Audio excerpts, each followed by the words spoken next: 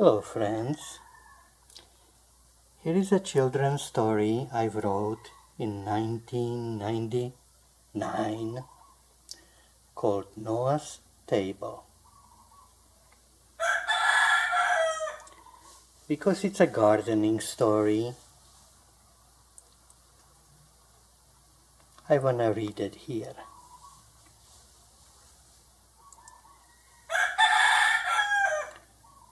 Okay, Rooster, if you can be a little bit quieter, I can start read.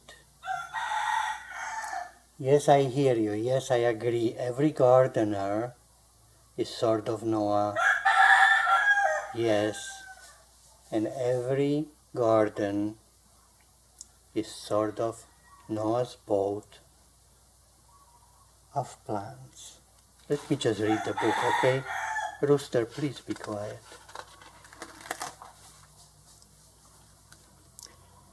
Once upon a time, there lived an old man with his wife. Let's call him Noah. And people thought that he and his wife were a little bit strange. They even thought that maybe he was a bit of drunk, but he wasn't. You know how people talk. This one story that they told each other about him. Once upon a time, Noah started to build a table, a big table in his yard. People would hurry by morning, they would rush by around his yard, and seeing him work on this table, they would say, "What are you doing, Noah?" And he would say, "I am building a table." "What for?" "I had a dream. Last night I had a dream that God spoke to me. He was angry with people for not being good enough." "Noah, have you been drinking?" "No, I wasn't. But the God spoke to me and he was angry, saying that he will bring about a great flood. The ocean waters will rise and all the fruit trees will die from salt water. All the fruit trees and flower trees and lumber trees, and then the people will suffer. And then, just then, they will appreciate what they have more. And that is why you are building a big table?" "Yes, I am building a big table, big and tall, so I can save at least one tree from every species." "You're crazy, Noah. You really are," said the well-meaning neighbors. And they kept rushing by.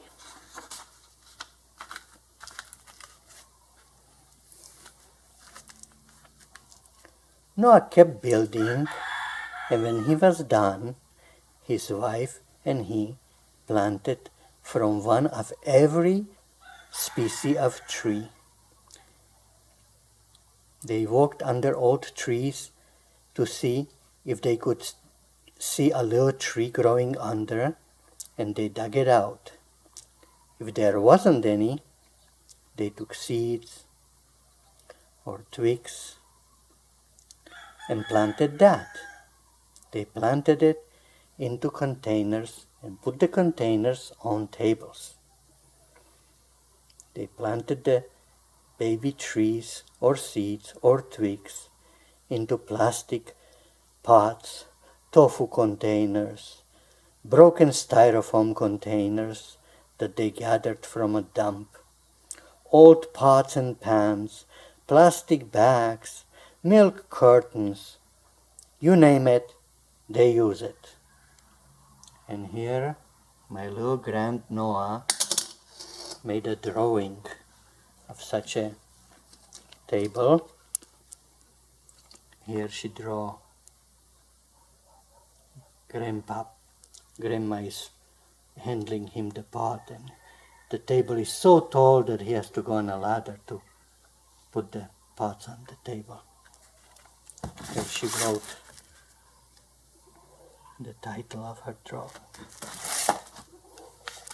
Okay, let's keep reading. Soon, Noah's table was the talk of the town. He did it. He really did it. And she's helping him. As if it'll make sense or something. People walked by and laughed.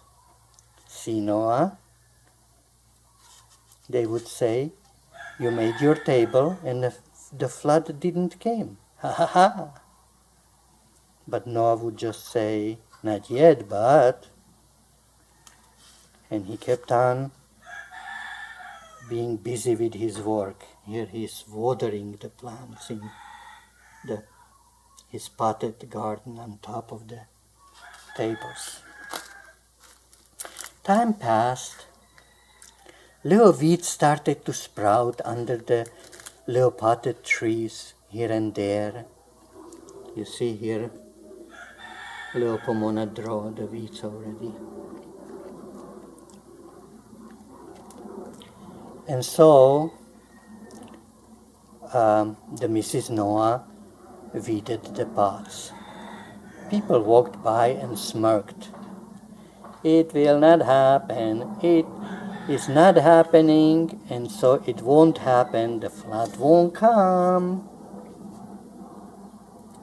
And Mrs. Noah answered, yes, but he said.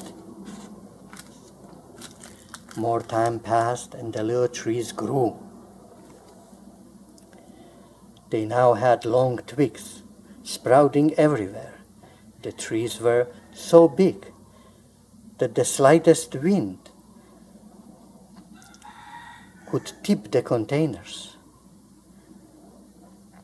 Mr. Noah and Mrs. Noah pruned the twigs and tied the pots to the table.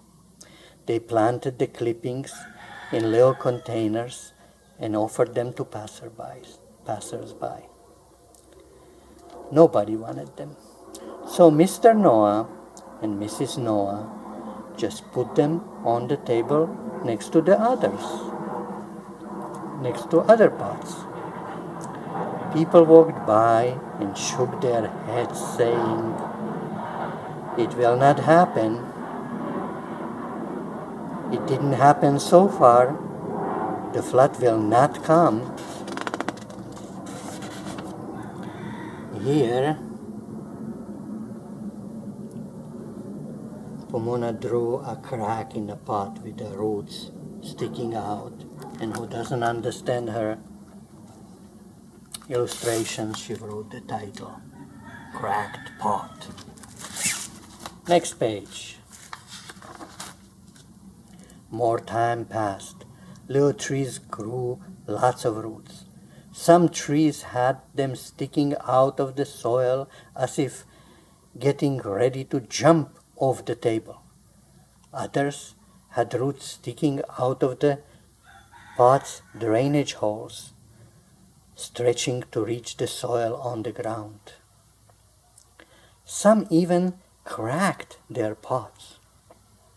Mr. Noah pruned the roots so the trees would fit in their pots. People walked by and shook their heads again. It will not happen. It did not happen so far. Flood didn't came. Flood won't come. And here Pomona draw the pruning of a overgrown trees. More time passed. People got so used to Noah's table that they stopped paying any attention. They hurried by without even taking a look. Only Mr. and Mrs. Noah and the butterflies and the birds paid attention to the table full of potted trees, until one day, and here I'm gonna draw a butterfly and a bird carrying a seed. Until one day, the ground on the bottom of the ocean shook and the earth quaked.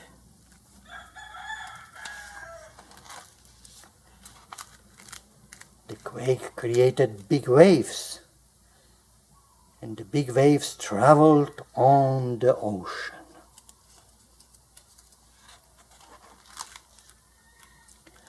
The waves traveled across the ocean and they hit the land. The water spilled over the coastline, and there was a flood, and people in their houses climbed up onto their tables, and fishes swam under the tables. And Mr. and Mrs. Noah were standing in their garden on their table full of trees.